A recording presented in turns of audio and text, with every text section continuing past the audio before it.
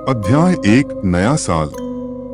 जब पहली बार मेरी नजर व्हाइटवुड कॉलेज पर पड़ी तो इसकी भव्यता रहस्य में डूबी हुई थी। गॉथिक वास्तुकला प्राचीन पेड़ों की पृष्ठभूमि में अशुभ रूप से उभर रही थी। उनकी कांटेदार शाखाएं कंकाल की उंगलियों की तरह आकाश की ओर फैली हुई थीं। अपनी प्रारंभिक आशंका के बावजूद जब मैंने शिक्षा जगत के पवित्र हॉल में कदम रखा तो मैं अपने भीतर उमड़ते उत्साह को दबा नहीं सका। मुझे छात्रावास 13 में नियुक्त किया गया था, जो परिसर के सबसे अंधेरे कोने में स्थित एक जर्जर इमारत थी। जैसे ही मैंने भारी ओक के दरवाजे को धक्का देकर खोला, मेरे ऊपर एक ठंडक छा गई, जिससे मेरी रीढ़ में सिहरन दौड़ गई। मंद रोशनी वाले गलियारे एक द्वेषपूर्ण ऊर्जा से स्पंदित प्रतीत हो रहे थे, और मैं इस एहसास से बच नहीं पा रहा था कि मुझे देखा जा रहा है। मेरे रूममेट एलेक्स ने घबराई हुई मुस्कान के साथ मेरा स्वागत किया। वह घबराया हुआ लग रहा था, जैसे कि उसे पहले से ही छात्रावास की दीवारों के भीतर मौजूद पूर्वाभास की उपस्थिति का एहसास हो गया हो। जैसे ही हमने अपना सामान खोला, मैं लकड़ी के काम में खुदे हुए अजीब प्रतीकों को देखने से खुद को नहीं रोक सका। ऐसे प्रतीक जो प्राचीन रीति रिवाजों और भूली हुई भयावहताओं की फुसफुसाहट की तरह लग रहे थे। उस रात जब मैं बिस्तर पर लेटा, मुझे बेचैन करने वाले सपने आने लगे। मैंने खुद को शयनगृह के छायादार गलियारों में भटकते हुए पाया। अदृश्य ताकतें उनका पीछा कर रही थीं और धीमे स्वर में मेरा नाम फुसफुसा रही थीं। जब मैं जागा तो पसीने से लथपथ मैंने इसे एक अति सक्रिय कल्पना के उत्पाद के अलावा और कुछ नहीं कहकर खारिज कर दिया। लेकिन जैसे जैसे दिन हफ्तों में बदलते गए, अजीब घटनाएं आम हो गईं। वस्तुएं बिना किसी निशान के गायब हो जाएंगी, केवल सबसे असंभावित स्थानों पर फिर से दिखाई देंगी।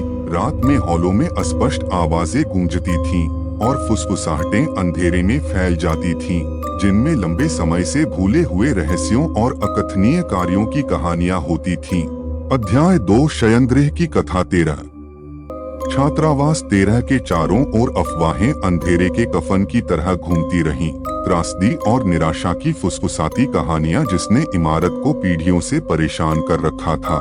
किंवदंती के अनुसार छात्रावास एक प्राचीन कब्रिस्तान की जगह पर बनाया गया था, जहां मृतकों की बेचैन आत्माएं जीवित लोगों से प्रतिशोध लेने के लिए स्वतंत्र रूप से घूमती थीं। मैंने कहानियों को महज अंधविश्वास कहकर खारिज करने की कोशिश की, लेकिन जितना अधिक मैंने छात्रावास के इतिहास के बारे में जाना, उतना ही मुझे संदेह होने लगा कि कहानियों में कुछ सच्चाई हो सकती है। छात्र बिना किसी सुराग के गायब हो गए थे। उनके गायब होने का कारण दुर्घटनाएं या घर से भागना बताया गया था, लेकिन सच्चाई कहीं अधिक भयावह लग रही थी।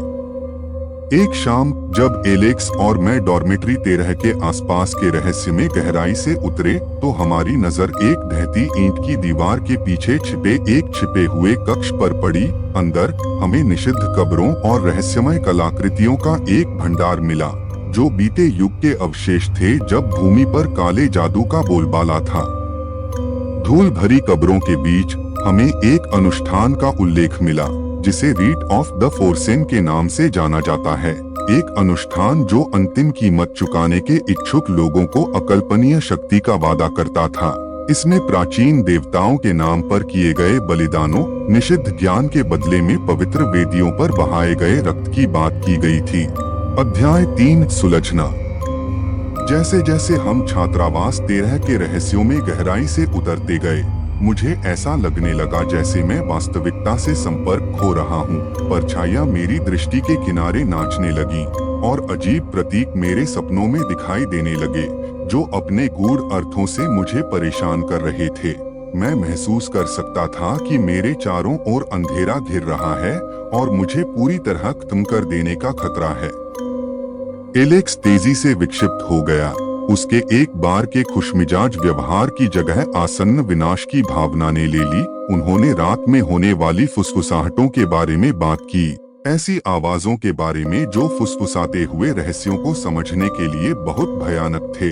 मैंने उसे आश्वस्त करने की कोशिश की कि यह सब उसके दिमाग में था, लेकिन अंदर ही अंदर मुझे पता था कि डॉर्मेट्री 13 में कुछ गहरी गड़बड़ थी। जैसे जैसे सप्ताह महीनों में बदल गए, सपनों और वास्तविकता के बीच की रेखा धुंधली होने लगी।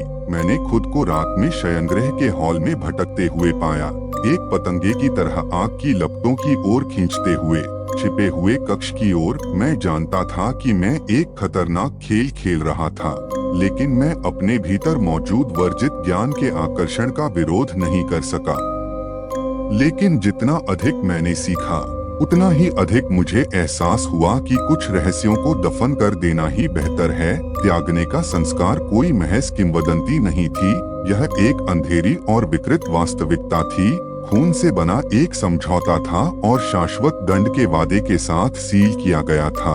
और जैसे ही मैं हाथ में चाकू लेकर वेदी के सामने खड़ा हुआ, मुझे पता था कि मेरे पास चुनने के लिए केवल एक ही विकल्प बचा था। अध्याय 4, अंतिम टकराव। अनुष्ठान की रात आ गई, अंधेरे में लिपटी हुई और भय से भरी हुई। एलेक्स और मैं वेदी के सामने खड़े थे, निषिद्ध संस्कार करने की तैयारी करते समय हमारे हाथ कांप रहे थे। मैं महसूस कर सकता था कि अदृश्य सत्ताएं हम पर नजर रख रही हैं। उनकी द्वेषपूर्ण निगाहें मेरी आत्मा में धधक रही हैं।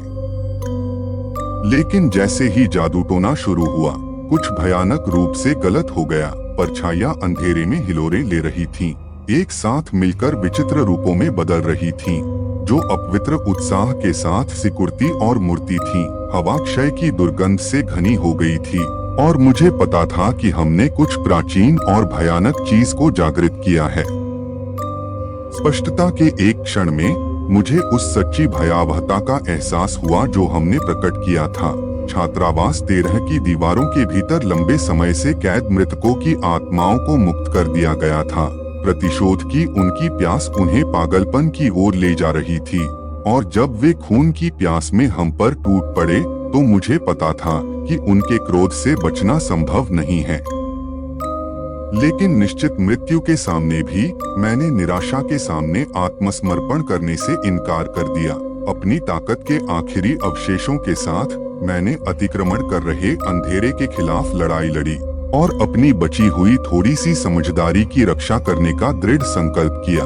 और जैसे ही भोर की पहली किरणें अंधेरे को चीरकर उसके पीछे होने वाले नरसंहार को रोशन कर रही थीं, मुझे पता चल गया कि दुःस्वप्न आखिरकार खत्म हो गया है। उपसंहार, अतीत की गूंज। उस मनहूस रात को कई साल बीत चुके हैं, लेकिन डॉर्मेट्री 13 की यादें अभी भी अतीत के भूत की तरह मुझे परेशान करती हैं। मैंने आगे बढ़ने की कोशिश की है, उन भयावहताओं को भूलने की जो मैंने उन शापित दीवारों के भीतर देखी, लेकिन अतीत की गूंज शांत होने से इनकार करती है।